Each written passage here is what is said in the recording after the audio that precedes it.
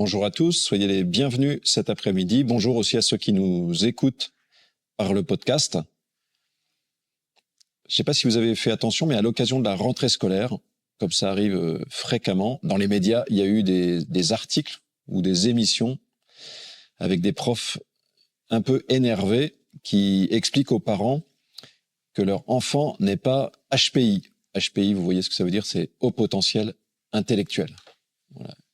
Et de plus en plus, la tendance parfois, spécialement peut-être ici autour de nous à Paris-Centre, c'est de penser que quand un enfant a des problèmes qu'il est un peu agité, c'est parce qu'il a un haut potentiel intellectuel. Et là, les profs expliquent dans ces articles, non, c'est pas qu'il a un haut potentiel intellectuel, c'est juste qu'il est dissipé ou qu'il est indiscipliné. Voilà. Tout le monde n'est pas HPI. Nous sommes inégaux intellectuellement, même s'il y a des formes d'intelligence différentes. C'est la même chose pour le potentiel social. Voilà, il y a des gens qui ont plus de facilité. C'est la même chose pour le potentiel imaginatif. En revanche, dans le domaine spirituel, je crois que nous sommes tous égaux et que nous avons tous un haut potentiel spirituel. Donc pas tous HPI, mais tous HPS. Voilà, c'est ce que je crois, mais à la limite, ça vous est égal. Mais c'est aussi ce que nous dit la Bible. Et d'une manière particulière, ce que Jésus apporte comme regard sur les personnes, c'est qu'il regarde chacun comme un HPS, comme une personne qui a un haut potentiel spirituel. Voilà, c'est ce sujet dont nous voudrions parler cet après-midi et que nous voudrions méditer ensemble. Voilà, nous avons tous un potentiel en nous, à l'intériorité, à la vie spirituelle. Avant même de parler de la tradition religieuse judéo-chrétienne, pour ce qui est de l'Occident, on peut se tourner vers la tradition philosophique. Et c'est vrai que déjà, des philosophes antiques ont repéré une capacité dans l'homme à l'intériorité, à appréhender les choses invisibles, les choses de l'esprit. Voilà. Peut-être chez un Platon ou dans cette tradition-là, c'est ce qu'on retrouve dans la notion d'âme rationnelle. Voilà. Avoir une âme rationnelle, c'est avoir une âme qui a une capacité à appréhender les choses spirituelles au-delà des réalités matérielles et sensibles. Bibliquement, ce qui peut correspondre à ça, me semble-t-il, c'est dans les toutes premières pages de la Bible, les récits du livre de la Genèse qui évoquent l'homme comme étant à l'image de Dieu. C'est-à-dire qu'il y a dans l'homme, il y a une forme de capacité à réceptionner quelque chose de Dieu, quelque chose de ce Dieu qui est pur esprit. Dans la tradition ultérieure, donc c'est un mot qui est latin au départ, une expression latine, on dit que l'homme, il est capax Dei, ça veut dire l'homme est capable de Dieu. Il y a une certaine capacité en nous à réceptionner, à nous ouvrir aux réalités spirituelles, aux réalités invisibles. Je voudrais prendre un tout petit peu plus de temps pour m'arrêter sur ce que Jésus apporte, parce que d'une manière très particulière, dans les évangiles, donc dans la deuxième partie de la Bible, il y a plein d'histoires où nous voyons que Jésus vient vraiment montrer aux personnes qu'il rencontre qu'elles ont cette capacité en elles, à la vie spirituelle, à l'intériorité. Je vais donner un ou deux exemples. Les évangiles racontent dans différents récits des rencontres de Jésus avec des personnes, des individus. Par exemple, dans l'évangile de Jean, Jésus rencontre une femme en Samarie. C'est une femme marginalisée qui vit un peu à l'écart de la vie de sa ville, qui semble un peu rejetée, enfin qui a du mal à s'insérer socialement. Et ils commencent à discuter, puisqu'ils se rencontrent au bord d'un puits, et de choses apparemment assez matérielles sur comment attraper l'eau dans le fond du puits. Et puis peu à peu, dans la conversation, Jésus, on pourrait dire, descend en profondeur, c'est le cas de le dire, et il termine cette rencontre, c'est un dialogue qui est assez long, en évoquant pour cette femme sa capacité d'adoration de Dieu, sa capacité vraiment à honorer Dieu. Voilà, il parle d'adoration en esprit, voilà, vraiment de quelque chose de très élevé dans la vie spirituelle, dans la vie, on pourrait dire, contemplative. Donc c'est intéressant, Jésus rencontre une femme marginalisée et il lui dit, au fond, toi, tu as un potentiel d'adoration de Dieu, un potentiel spirituel. À l'autre bout, on pourrait dire de la chaîne ou de l'échelle sociale, Jésus, un soir, rencontre de nuit un notable juif qui s'appelle Nicodème, qui vient le rencontrer. Et ils ont une discussion, pour le coup, qui est tout de suite assez sérieuse. Et Jésus va montrer à cet homme qu'il n'a une connaissance qui est encore très partielle. Et il va lui dire qu'il l'invite à voir le royaume. Alors, dans le vocabulaire de Jésus et dans le vocabulaire biblique, voir le royaume, ça veut dire voir l'action de Dieu, là, maintenant, dans le monde. Ce que lui, Jésus, voit, l'action du Père. Il le dit. Le Père est en train d'agir. Et Jésus dit à cet homme, t'es fait pour apprendre à voir ça. Donc je sais pas jusqu'où ça vous parle, mais en fait c'est considérable en fait ce qu'il est en train de lui raconter. S'il lui dit, là tu vois rien encore, tu peux voir beaucoup plus. Voilà. Et Jésus très souvent dans ses rencontres, il dit il y a beaucoup plus quoi. Tu peux voir beaucoup plus que ce que tu vois encore pour le moment. Voilà. Et à chacun de nous, potentiellement, peut se passer ceci si nous croisons ce regard de Jésus. Et d'une manière plus simple, quand des disciples s'adressent à Jésus et lui demandent de leur apprendre à prier, Jésus leur donne un mot.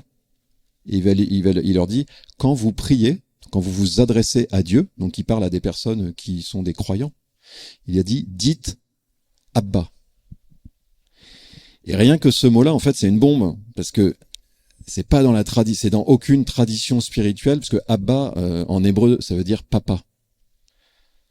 Et donc dire à quelqu'un, quand tu t'adresses à Dieu, dis papa, ça veut dire tu peux entrer avec Dieu dans ce type de connaissance tellement familière, tellement proche, quoi. Je pense que beaucoup d'entre nous, nous n'avons pas cette vision que nous pouvons connaître Dieu de cette manière-là. Et si nous pensons à des gens qui sont autour de nous, je dirais, la plupart des gens autour de nous ne pensent pas que nous pouvons accéder à une connaissance, on pourrait dire aussi intime de Dieu. Voilà. Jésus vient nous révéler un potentiel énorme. La vie chrétienne, si je résume en une phrase, c'est d'apprendre, que dire papa à Dieu devienne quelque chose de réel, devienne pas simplement un mot, mais une expérience. C'est ça la vie chrétienne. Et celui qui nous ouvre ce chemin-là, par la grâce du baptême, d'une manière particulière, c'est Jésus. Voilà, donc Jésus vient vraiment, s'il y a quelque chose que Jésus fait, c'est qu'il nous dit, t'as un énorme potentiel spirituel au niveau de la connaissance de qui est Dieu. Pas au niveau des idées, hein. Ouais, je parle aussi d'une expérience des pensées et du secret du cœur. C'est énorme ce qui est en avant de nous. Voilà. Que cette parole-là ne nous écrase pas en nous disant, disons, j'y suis pas du tout, mais qu'elle nous encourage, voilà, à nous dire, more to come, comme disent nos amis anglo-saxons. Il y a plus en avant de nous. Voilà, il y a plus en avant de nous. Qu'est-ce qui fait que ce potentiel étant en nous, bien souvent, ou souvent, c'est comme s'il n'était pas débloqué. Alors, je vais donner 4 petites clés, leviers, que nous pouvons vérifier. Voilà, on entre dans le cockpit et on vérifie, comme sur la table de mixage. Il y a un moment, pour qu'un micro se déclenche, il faut qu'on ait touché, tous les bons boutons. Et parfois, en nous, on dit, tiens, il y a un truc qui passe pas. Alors, je vous invite on va passer en revue 4 leviers. On va le faire rapidement. Après, vous pourriez aller regarder d'autres podcasts qui, parfois, pour chacun d'eux, approfondissent un peu plus. J'ai dit 4, ça sera peut-être même 5. Le premier, c'est de réceptionner ce que je viens de dire juste avant, c'est-à-dire de croire à mon potentiel. La première chose pour qu'il se passe un truc, c'est que j'y crois. Voilà. Je pense que nous avons tous, j'espère, fait déjà ce type d'expérience. Moi, je l'avais fait avec des enseignants quand j'étais au séminaire, et Antoine peut en témoigner, qui avaient repéré un potentiel dans tel domaine. Et vous voyez, qui me l'avait dit. Moi, au début, j'étais là, est-ce que c'est de la méthode Coué, etc. Mais en fait, je vois qu'ils voyaient un potentiel sur quelque chose. Et moi, ça m'a libéré une croissance, quoi. Donc je pense qu'on a fait des expériences comme ça avec un regard, vous voyez, qui nous libère quelque chose. Voilà. croire à ton potentiel spirituel, réellement, mais pas, vous voyez, pas juste comme une idée, se dire maintenant, c'est réellement pour moi, cette possibilité. Pas dans 15 ans, c'est pour moi maintenant. Et y croire réellement, ça veut dire aussi forcément miser dessus. C'est-à-dire peut-être avoir une volonté d'engagement. Ouais, si je crois vraiment à quelque chose, il y a un moment où forcément je vais être prêt à investir. Investir quoi? Du temps, de l'énergie, puis de l'intelligence pour réfléchir. Voilà. Dans tout ce qui compte réellement pour nous, on y met du temps, on y met de l'énergie, on y met de l'intelligence et du cœur. Voilà, croire à mon potentiel et miser dessus, le préalable, on pourrait dire. Peut-être si on a du mal à y croire, prendre le temps, vous voyez, de se dire, au fond, reconnaître, vous voyez, que en fait, j'ai du mal à croire qu'il y a un tel potentiel en moi. Vous pouvez demander, après, vous savez, on propose toujours que si il y en a qui ont envie parmi vous, qu'on prie pour eux. Il y a 2 personnes qui sont là, elles sont pas là tout de suite, mais elles sont là à la fin. Et vous pouvez demander, vous voyez, si vous dites, mais en fait, je sens qu'il y a une espèce de blocage en moi, j'y crois pas. On peut vraiment demander que des personnes prient pour vous pour que cette confiance, vous voyez, cette estime de vous-même vienne sur qui vous êtes spirituellement. Un deuxième point, du coup, ça va être de cultiver mon intériorité. Voilà. C'est une manière de le faire, c'est d'être ici un dimanche après-midi. On peut faire plein d'autres choses. Vous voyez, de se mettre un peu à l'écart, de prendre un temps, d'ouvrir un espace. Tous ceux qui le font voient bien que ça, vous voyez, d'ouvrir cet espace-là, de dédier du temps pour cultiver cette dimension spirituelle de mon être, c'est important. Vous voyez, on prend du temps pour du sport, on prend du temps parfois pour développer nos connaissances, le cognitif. Est-ce que vous voyez, quel temps, c'est la question assez simple qu'on peut garder. En fait, quel est mon temps hebdomadaire, quel est mon temps quotidien consacré à cultiver mon intériorité, ma dimension spirituelle. Si c'est 0, il n'y a pas de problème, mais ça veut dire que vous n'avez qu'un potentiel de croissance. Voilà. Est-ce qu'il y a du temps dédié, au moins chaque semaine? Et idéalement, chaque jour, vous voyez, un petit espace de silence, où j'entre en moi-même, comme on l'a chanté dans le premier temps, dans le premier chant, je réalise ce qui se passe en moi. J'essaie d'être en vérité et d'entrer dans cette profondeur de mon être. Alors là, un petit tip, c'est que c'est souvent difficile pour nous d'entrer dans cette intériorité. J'allais dire, ce qu'il faut, c'est apprendre à soigner les transitions. C'est-à-dire, qu'est-ce qui va m'aider dans ma journée à sortir un peu de l'activisme, du rythme dans lequel je suis, pour pouvoir entrer dans une activité de recueillement, d'intériorité. À chacun de trouver le truc qui l'aide. Parfois, c'est d'écouter un certain style de musique. Parfois, ça va être de lire quelque chose qui peut aider. Parfois, ça peut être d'avoir fait du sport avant, ce qui fait que ça nous vide un peu, et après, on est disposé à. Parfois, c'est à chacun de trouver ce qui lui sert de sas un peu pour aller vers ce temps où il y a plus de passivité en nous et qui est assez difficile quand on est toute la journée, surtout à Paris, là, comme ça, en train de faire des choses, quoi. Croire à mon potentiel et puis miser dessus en cultivant mon intériorité, en dédiant du temps. Un troisième point, c'est d'écouter des maîtres spirituels. Peut-être quelque chose qui aujourd'hui nous est moins intuitif parce que nous sommes sortis de ce qu'on peut appeler des sociétés traditionnelles. Traditionnelles, le mot tradition, ça veut dire de transmission. L'individualisme fait que nous sommes moins dans des sociétés de transmission. Vous voyez, aujourd'hui, on est beaucoup moins dans la transmission des savoir-faire de maître à apprenti au point de vue du travail, quoi. Il y a des choses qui se sont perdues. Donc il y a plein de choses. Donc il y a quelque chose en nous qui s'est fragilisé du côté de recevoir la tradition d'avant. Et donc aussi en matière spirituelle, nous sommes moins équipés pour nous dire ce qui était justement très traditionnel dans toutes les sphères religieuses jusqu'à très récemment. C'est-à-dire, pour grandir sur la voie de la spiritualité, faut aller voir des gens qui ont un peu de kilométrage, quoi. C'est aussi simple que ça. Qui a de l'expérience spirituelle?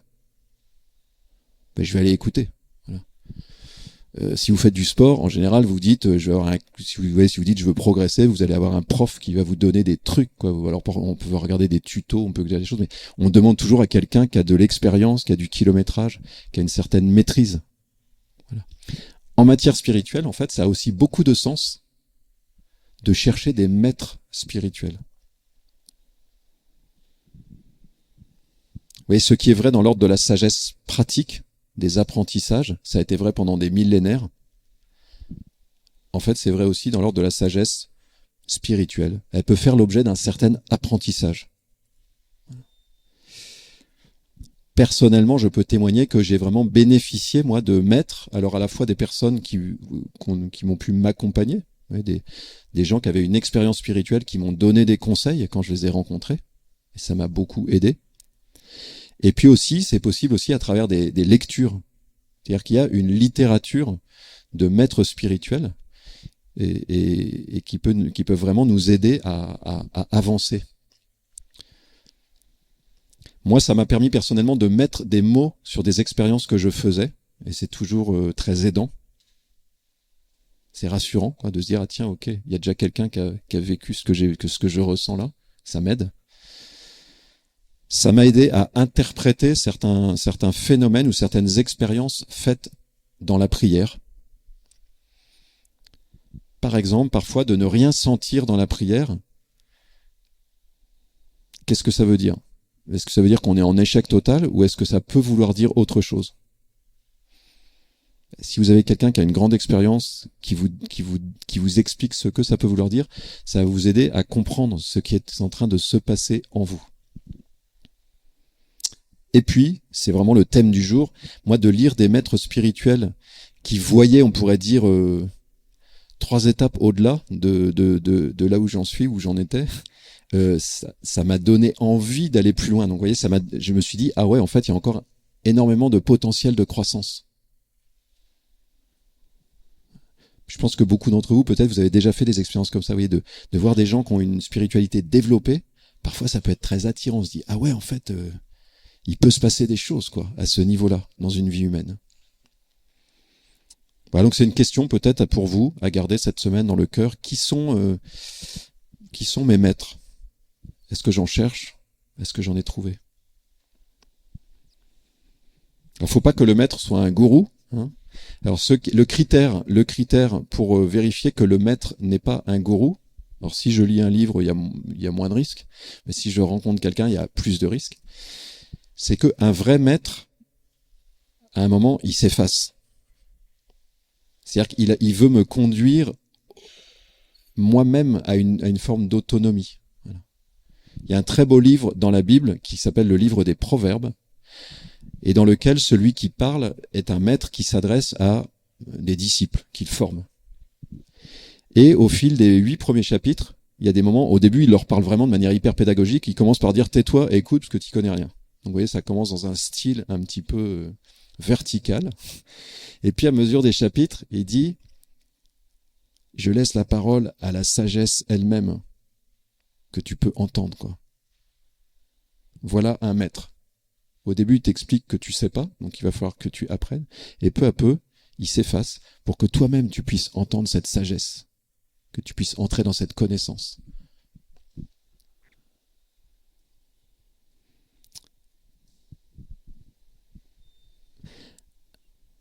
Un avant-dernier levier, qui est peut-être les 2 derniers sont peut-être moins intuitifs, je dirais, c'est de ne pas fuir ma conscience.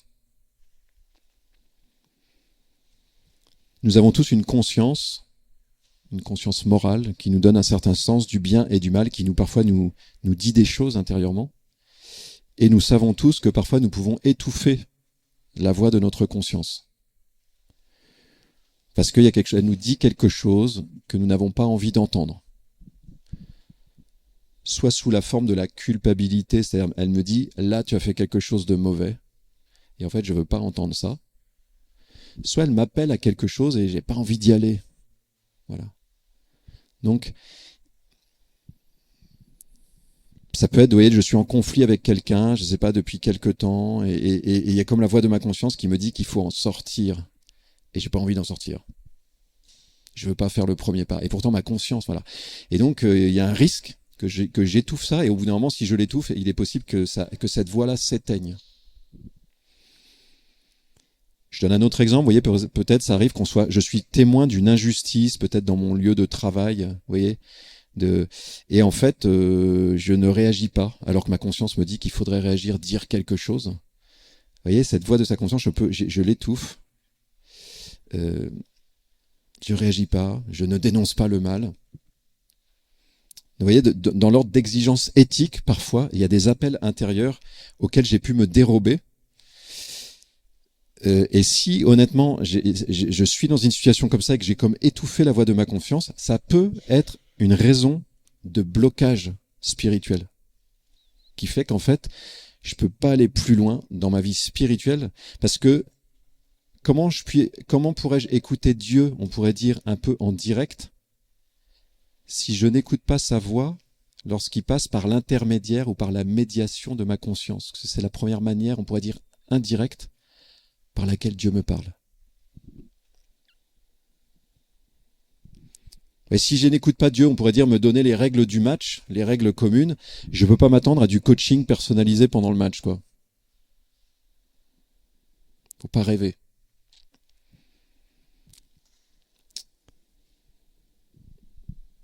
Et une dernière chose, peut-être la moins intuitive, qui est dans l'Évangile, qui est déjà dans les Écritures, c'est que pour s'ouvrir à Dieu, il faut pas fuir sa conscience et il faut pas fuir la rencontre avec les pauvres. La Bible, de manière assez étonnante et un peu inattendue peut-être, vous voyez, déjà dans la première partie de la Bible, nous dit qu'il faut toujours avoir une attention aux plus pauvres. Alors, dans l'Ancien Testament, dans les sociétés de l'époque, c'est l'étranger, la veuve et l'orphelin. C'est les trois catégories les plus fragiles parce qu'il n'y a pas de sécurité sociale, il n'y a pas d'assistance. Donc, la veuve et l'orphelin sont en danger. L'étranger qui arrive il est aussi en fragilité. Et toute la Bible nous dit, celui-là, tu dois avoir une attention spéciale à lui. Et Jésus passe encore un niveau au-dessus. Un jour, il parle à ceux qui sont là en train de l'écouter, puis il leur dit, j'ai eu faim et vous m'avez donné à manger. J'ai eu soif et vous m'avez donné à boire. J'étais nu et vous m'avez vêtu. J'étais un étranger, vous m'avez accueilli. J'étais malade, en prison, vous m'avez visité. Et Jésus dit, il met en scène un personnage qui dit ça, et ceux qui l'écoutent disent, mais quand est-ce que nous avons fait ça ? Quand est-ce que nous t'avons vu avoir faim, avoir soif, être malade, en prison, etc. Et il répond, ce que vous avez fait au plus petit d'entre mes frères, c'est à moi que vous l'avez fait. C'est une parole qui a eu qui a porté énormément de fruits dans toute la vie de l'Église. C'est cette perspective que le gars de la rue qui te demande à manger, qui a faim, qui a soif, si tu l'évites, tu t'éloignes de Dieu. Si tu l'écoutes, tu rentres en contact avec Dieu. Et donc, si tu ne rencontres pas les pauvres, ça peut être quelque chose qui te ferme au déblocage de ta vie spirituelle. Voilà. C'est pas quelque chose qu'on a envie d'entendre, mais c'est quelque chose que Dieu nous dit. Alors on peut terminer en méditant quelques instants, en entrant en nous-mêmes. Si ça vous aide, vous pouvez fermer les yeux, mais sentez-vous libre.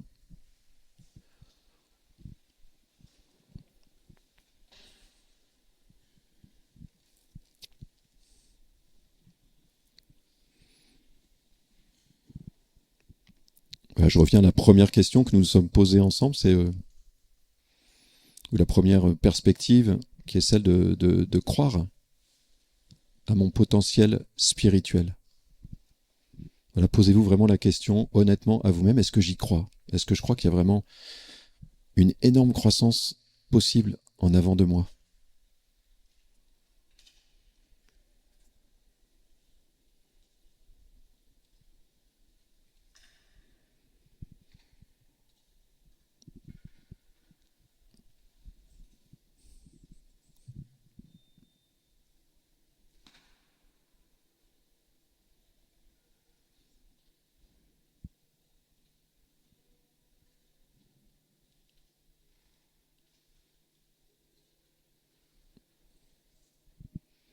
J'allais dire, vous pouvez peut-être comme intérieurement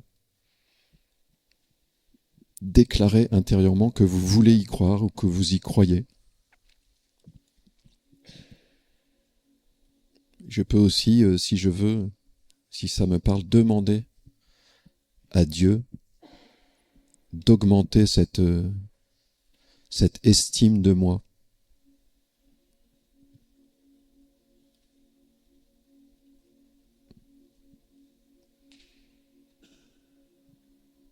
Demander la grâce de croiser ce regard de Jésus qui croit dans mon potentiel spirituel.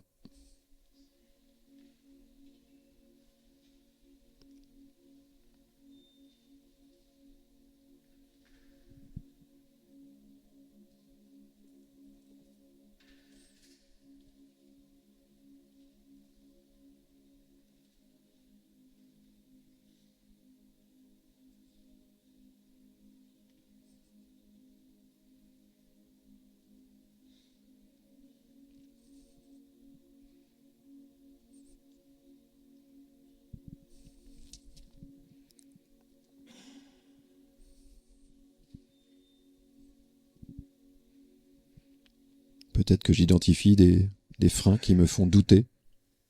C'est bon de les repérer. Et peut-être que ce soir, en méditant, peut-être que vous avez senti une perspective, une direction de croissance par rapport à un des leviers.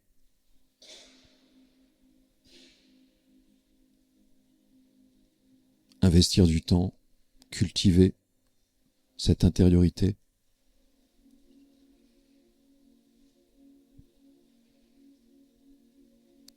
Chercher et trouver des maîtres.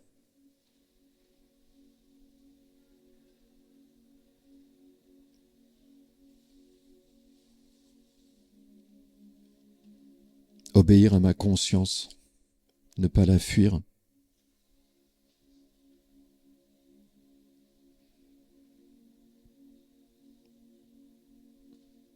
Rencontrer les plus pauvres. Ou peut-être autre chose encore. Est-ce qu'il y a une direction qui m'apparaît? Un peu comme quelque chose de prioritaire. Un premier levier.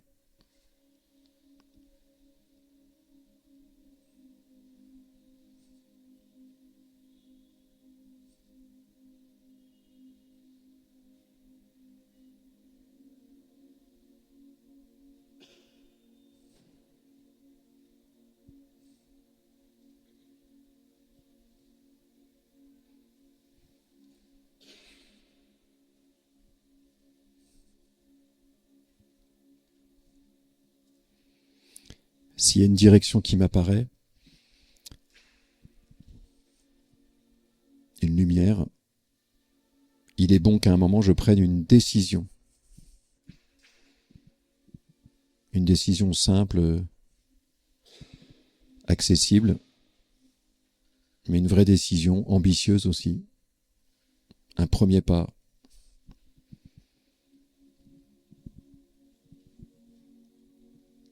Pour m'engager, pour me motiver à prendre cette décision,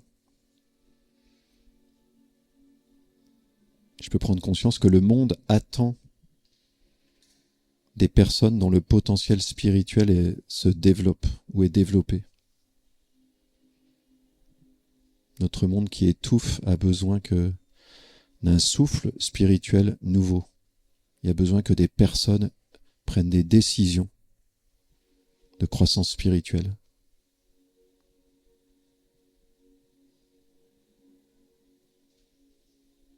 Esprit de Dieu, souffle sur nous. Mets-nous en mouvement.